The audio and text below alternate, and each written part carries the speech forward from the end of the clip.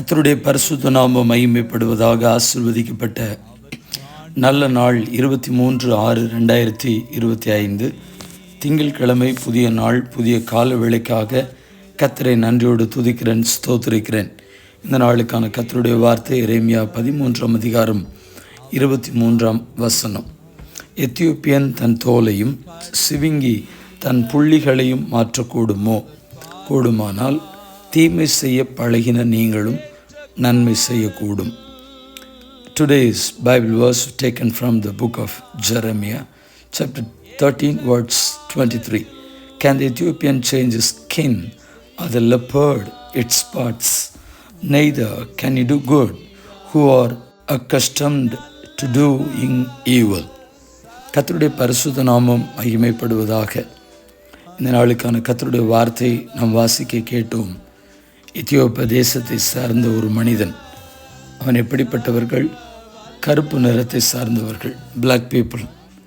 அவங்க தங்களுடைய ஸ்கின் டோனை, அந்த தோலை அவங்களால மாற்றி அமைக்க முடியாது. சிவிங்கி தன்னோட உடல் முழுவதும் இருக்கிறதான புள்ளிகளை மாற்றி அமைக்க முடியாது. அப்போ நாம் மட்டும் எப்படி மாறிட்டோம்? எப்படி மாறி இருக்கிறோம் என்று சொன்னால், தேவன் நம்மை நன்மை செய்வதற்காகத்தான் நம்மை உண்டாக்கினார்.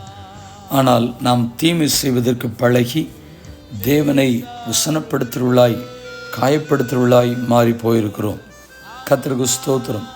வேதாமத்தில் எரேமியா 2:22 சொல்லுகிறது, நீ உன்னை ஊவர் மண்ணினாலே கழுவி அதிக சவுக்காரத்தை கையாடினாலும் உன் அக்கிரமத்தின் கரைகள் எனக்கு முன்பாக இருக்கிறது என்று கர்த்தராகிய ஆண்டவர் சொல்லுகிறார். அந்த அளவுக்கு நம்மளுக்கு அழுக்கு பாவங்கள் நம்மிடத்தில் இருக்கிறது.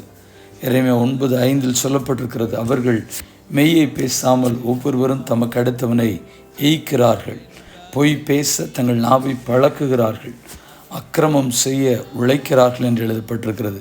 பிரியமானவர்களே, இந்த வார்த்தைகளை கேட்கிற நாம் இப்படிப்பட்ட வாழ்க்கையின் அனுபவத்திலிருந்து இப்படிலாம் நம்ம மாறி இருக்கிறோம்.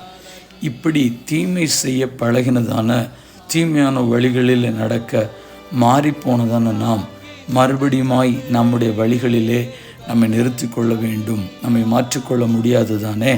நாம் நல்லவர்களாக தானே உருவாக்கப்பட்டிருக்கிறோம். பின்ன எங்கே மாறி போனோம்?